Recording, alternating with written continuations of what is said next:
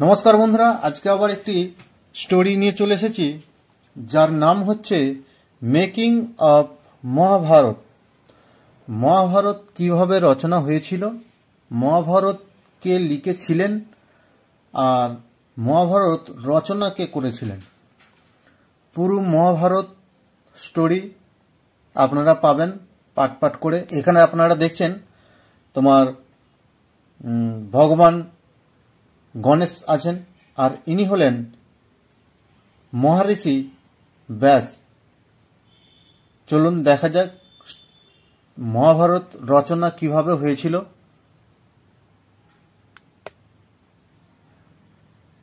চলুন দেখা যাক। After composing 18 tales of the bygones ages of the Hindu mythology. Hindu mythology কথার অর্থ হলো তোমার পুরাণ। তাহলে পুরাণের বাইগন, বাইগন কথার অর্থ হলো অতীত, আর এজেস কথার অর্থ হলো যুগ। তাহলে পুরাণের অতীতে 18 টেল, টেল কথার অর্থ হলো তোমার টেলস কথার অর্থ হলো গল্প বা কাহিনী। তাহলে হিন্দু পুরাণের অতীতে 18টি গল্প বা কাহিনী কম্পোজিং রচনা করার পর মহারিষি ব্যাস থট চিন্তা করলেন অফ রাইটিং লেখার জন্য ইয়েট অ্যানাদার হিউজ বুক, আরও একটি বড় বই লেখার জন্য তিনি তোমার চিন্তা করলেন। He wanted somebody to help him to right it. He wanted তিনি চেয়েছিলেন, সামবডি কেউ, টু হেল্প হিম তাকে যেন কেউ হেল্প করে, সাহায্য করে, টু রাইট ইট এটি লেখার জন্য। তিনি যে আরও একটি বড় বই লেখার বা বড় কাহিনী লেখার চিন্তাভাবনা করেছিলেন, সেটি তাকে লিখে দেওয়ার জন্য তোমার কেউ যেন তাকে হেল্প করে, সেটি তিনি চেয়েছিলেন। অন লর্ড ব্রহ্মা অ্যাডভাইস, তোমার ভগবান ব্রহ্মার উপদেশে,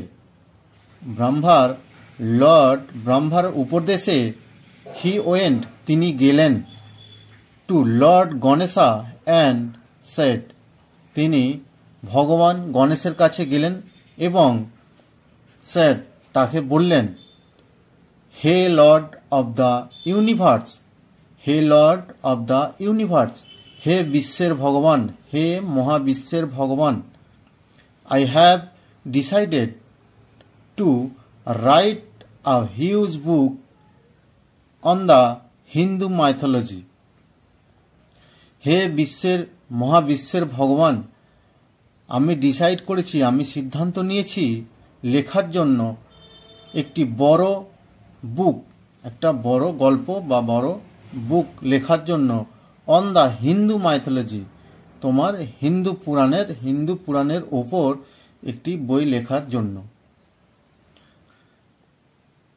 but it is very difficult to think and right at the same time. তাহলে তিনি সেই ভগবান গণেশকে বললেন যে কিন্তু এটা খুব ডিফিকাল্ট, খুব কঠিন, টু থিঙ্ক চিন্তা করা এবং লেখা, অ্যাট দ্য সেম টাইম তোমার একসাথে চিন্তা করা আর লেখা খুব কঠিন।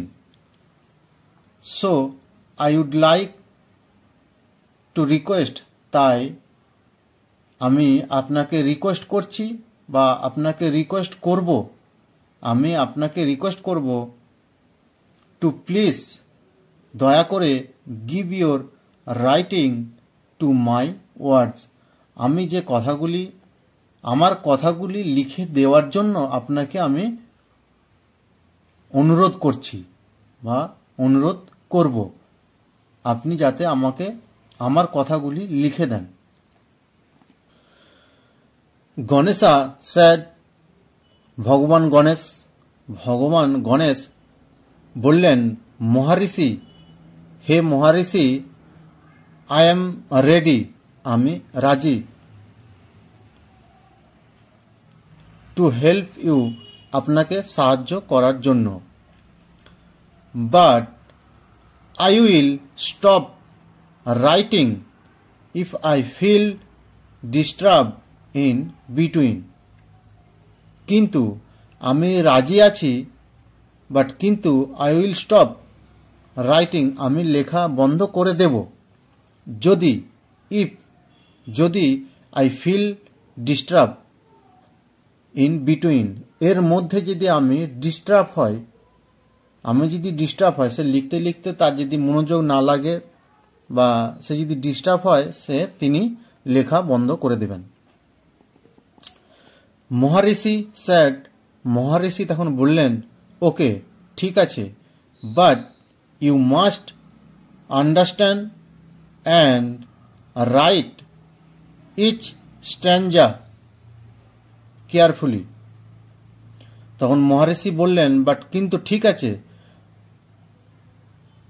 অবশ্যই আন্ডারস্ট্যান্ড, বুঝে, আপনাকে অবশ্যই বুঝে এবং রাইট লিখতে হবে, আপনাকে কথাগুলি বুঝে লিখতে হবে।